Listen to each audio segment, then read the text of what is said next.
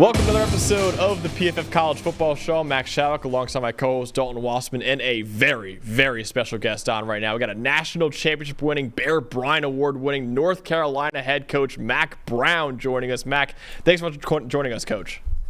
Thanks, guys. Thanks for having me on. We appreciate what you guys do for college football. Oh, thank you so much, Coach. I appreciate what you guys do for college football, honestly. And obviously, you got a really superstar quarterback in this NFL draft in just a couple months in Drake Maye, who's going to be one of the top picks in the NFL draft, and deservedly so. I wanted to ask you, what do you think separates Drake in terms of like the cerebral side, the X's and O's side, as a quarterback? He was raised in an athletic family. His dad was an all-ACC quarterback, led the ACC in passing. He raised him. He was in all the camps as a young guy. He's the youngest of a group of guys that are all very competitive in sports across the country. Two of his brothers have won national championships. So he said he had to fight to get a chicken wing when he was young because his family was just that competitive. And you watch him in our building. He competes to win the ping pong match. And you see him on the basketball court. He's the same way. So I think that he's passionate about the game. He loves the game. He grew up loving the game. He wants to know every little thing about it. I do think it was a help that Sam Howell was here before him. And he and Sam just love watching video together. But he loves football, and he loves to compete. Coach, scouts and fans and media and everybody alike like always to make the comparisons, right, with prospects and either current or past NFL players. We've heard with Drake about Justin Herbert or Ben Roethlisberger or a ton of other comps. Is there somebody past or present that you think Drake compares to really favorably, whether it be his attributes or his mentality or anything like that? Guys, I would think I would have to talk about guys that I've been around and coached. And I would think probably Colt McCoy.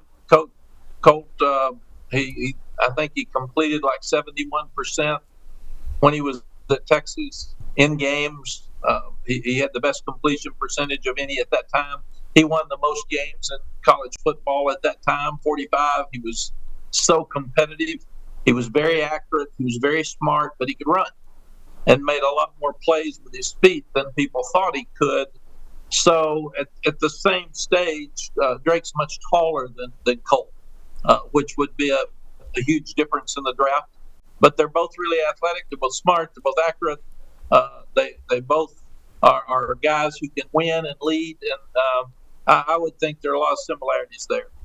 Coach, you've had some legendary quarterbacks in your time as a head coach. You mentioned Colt McCoy, Vince Young, Sam Howell recently, of course, now Drake Maye. Is there kind of like a similarity between all those guys that you kind of gravitate towards, or do you kind of just let them, be who they are and shine in their own way? Well, I think there are similarities. You go with you start looking at Chris Sims. You start looking at Major Applewhite. They're just a lot of guys. When I was here before, Chris Keldorf, Jason Stanisak, and Coach Royal used to have a little saying about some people have it. And when you walk in a room, if you've got it, everybody stands and turns and looks at you, and it's like, ooh, there he is. And all of these guys have that presence with the team. They work the hardest. They made the guys follow them. I used to laugh at some of the guys. I'd say, "You're not a party guy." And he said, "No, but I go to the parties, and I make them leave when they should leave. I don't drink. I don't get in any trouble, but I got to be there, and I got to be part of the group to go." And all of these guys pretty much had that same personality trait. Coach, I'm going to move to what is a loaded wide receiver draft class. One of your guys who went through a lot of adversity this season, Tez Walker. He's been looked at a lot in this draft season. What is it about Tez? Is it his talent? Is it his personality? What is it about him that makes him a big-time NFL prospect? Well, he's got a great heart, and he's very, very competitive again, or he wouldn't have fought through all the adversity that he had. Here's a guy that signs with East Tennessee State and hurts his knee. And then they wanted to gray shirt him, so he goes to North Carolina Central. They got COVID. They're not going to play. Then he goes to Kent State. Then he plays twice. And then he comes here and is ineligible after we all thought he would be eligible without question. So he's tough. He's quiet. He's very humble, but he'll fight you. And the two things that he has is he's got length and he's got speed. And those are things that everybody in the NFL, like us, are looking for. And if he had come back, he would have been one of the best in the country for us. So we feel like he's got a great chance to be a super player at the next level. And because he only played 2 years at Kent State and 8 games here, it's all ahead of him. He is like a rookie because his upside is so high. We talk about Drake's only played 2 years in college football. His upside is so high. Same with Tez. Tez is just learning what to do, and I'm really excited to watch him moving forward. He's back here on campus now working out. He and Drake were throwing earlier today, so it's fun to see what's going to happen for the next chapter for those guys. It's great. That's great stuff, and it's always fun to project kind of, what guys can be moving forward as opposed to what they are right now. Another guy a lot of people are projecting, I've seen some scouts talk about Cedric Gray might be the best linebacker in this draft. It's kind of a competitive thing at the top of the linebacker class right now. Where does Cedric Gray stand to you, coming into this draft, and is he somebody that you think could be the best linebacker this year? Yeah, guys, Cedric's another wonderful story. He was not highly recruited. We were his first offer.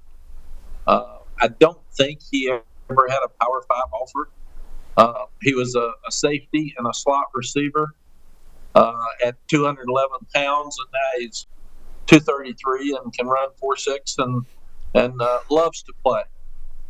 True captain for us at a time where there's selfishness all over the country. He actually turned down being a high draft pick last year to come back, and I asked him why, because it's unusual for someone to do that. And he said, I want to graduate. I want to have a better team when I leave. I've got some goals here that I want to finish, all of which were very unselfish. He's got great hands because he was a wide receiver. He can see the field because he was a defensive back.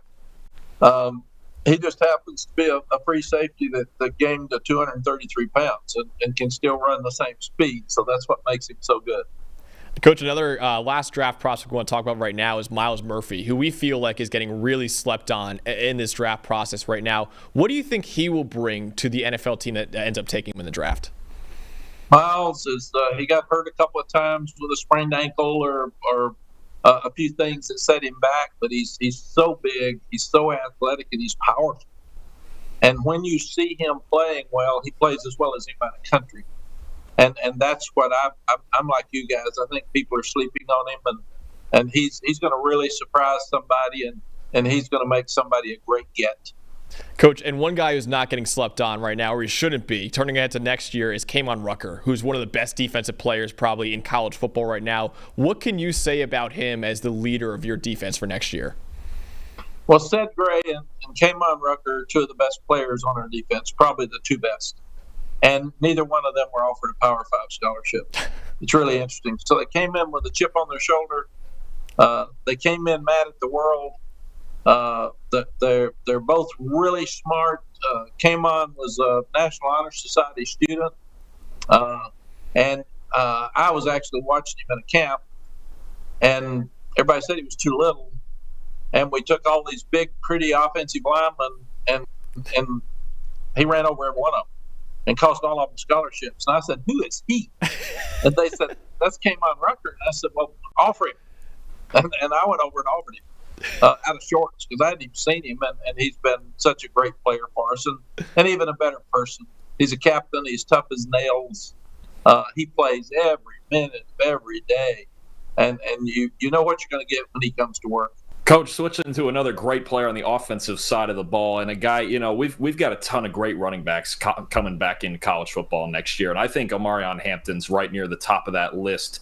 I think I like what you said. He just plays like he's angry at the world. I think Omarion at times runs like that, and to me, he's just it feels like a first down every time you hand him the ball. And I thought he was the engine of your offense, even though you had a lot of flashy stuff around him. What makes Omarion such a special running back and just a special football player in general? Guys, you have to start with God-given ability. He probably runs 4.4 at 220-something pounds. And our defensive backs and linebackers do not want to tackle in practice. It's a problem.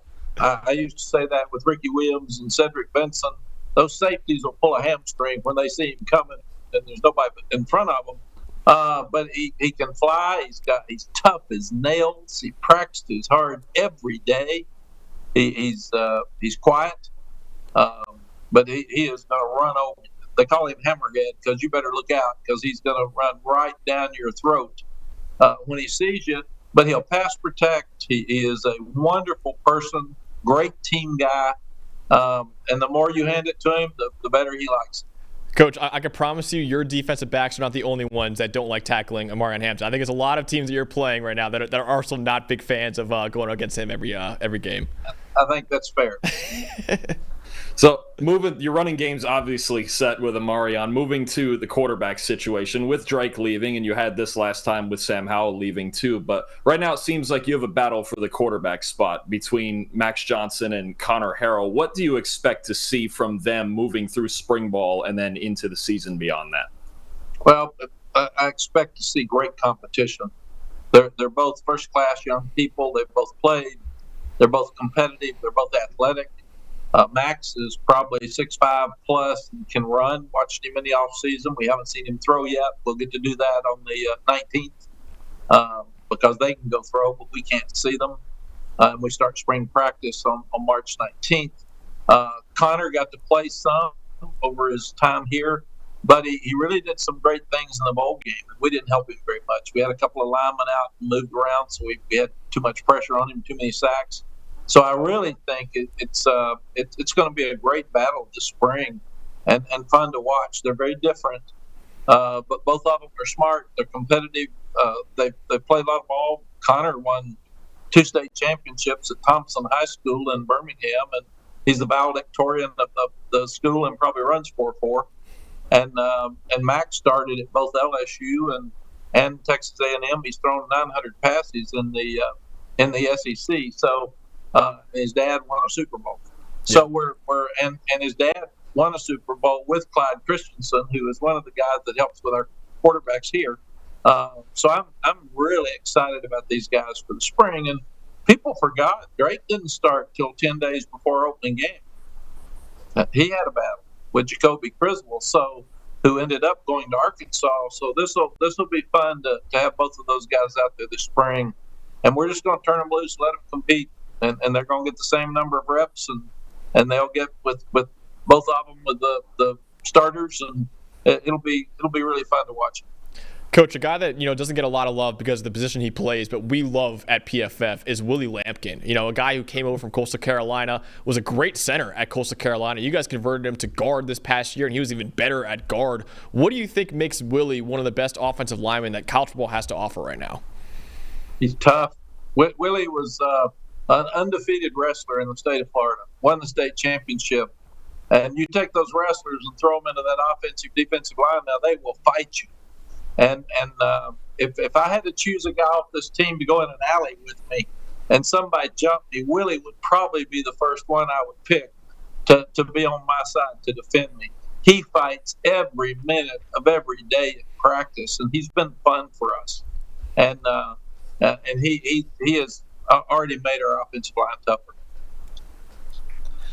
Another fun one, you got a weapon on the outside. Now we've got the running game, we got the O-line, we've got the quarterback situation. Let's get to your biggest weapon returning next year, Bryson Nesbit. Now, it seems like, Max likes to call him a pass catcher because he's kind of in between that receiver, tight end kind of size. But how valuable is having just a weapon like that, whatever you call him, to a new starting quarterback, whichever one it is coming in? Yeah, he is exactly what you all talked about. We call him the hybrid. He can block inside. He can be a wide receiver. He can be a slot guy. He can motion. He's such a mismatch on everybody. Corners, safeties, linebackers. And he was, I think, a high 4-star basketball player, maybe a 5-star basketball player in some cases. And he's got such length, and he can jump on top of it. And he's got great hands, not good hands. His dad played tight end for the Saints with David Thomas, who was our tight end from Texas. They were both on a Super Bowl team down there. I think his mom was a soccer player at South Carolina when Dad went to school there. So he's got good genes, but he's smart. He's athletic. He's tough. He can catch. He's not worried about getting hit down the middle, which some of those guys are. But he is a special target for us. And he, with tempo, he gives you an opportunity to get some mismatches because you can leave him on the field and keep him in tight and run the ball or use play action or spread him out and not give the defense a chance to match him with substitution. Coach, I love the versatility for your offense, but I got to say it's a nightmare for us when we're trying to rank these players for, I don't know what to call Bryson Nesbit, a tight end, wide receiver. It's a nightmare for me, but I know how versatile he is for your offense. Just a couple more questions. I really appreciate the time. But, college football is now in a very interesting spot. We're entering the 12-team college football playoff era. There's talks that it might even expand further past that. As someone who's been around the game for a long time, what are your feelings on the expanded playoff that we're getting into right now? Guys, I was on a Nike trip recently, and one of the top executives said college football's never been in better shape than right now, and I think that's true. It's never been more popular. The stands they're full. People are watching at the highest level. The kids are getting paid. We got some things we got to pull back in. We got to get some guidelines. We've got to make sure the transfer portal is healthy for kids, and we got to get this playoff thing right. But we all gripe all the time about all the things that are happening, and we're still all watching.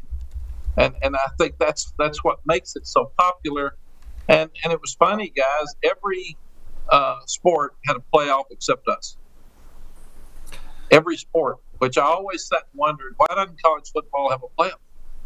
High school football's got a playoff. Mm-hmm. Everybody, junior college football's got a playoff. We don't have a playoff. Why don't we have a playoff? So now, I think what we've got to do is, as we're looking at 12 or 14 or 16, number one, you got to look at the health of the players. Mm-hmm. Do you still play 12 games? Do you still play a championship game? And how does that affect their overall health? You got to look at your academic calendar, because now you're going to be playing at finals on one end and the start of a semester on the other end. You've got to look at what's best for the parents and the fans. Do you have a home game for the highest seed so the parents and the families don't have to travel? And if they have to travel 4 times or 5 times, how expensive does that get? And should we pay the parents to travel because we're making more money because of this 12-team playoff? I think we should. And then you've got to look at being head-to-head with the NFL in the playoffs.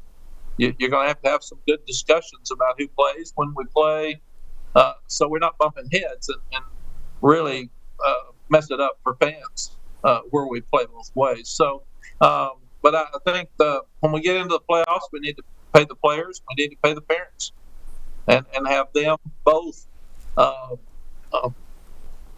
getting paid for the sacrifices that they're giving, because it's a lot more games for these guys.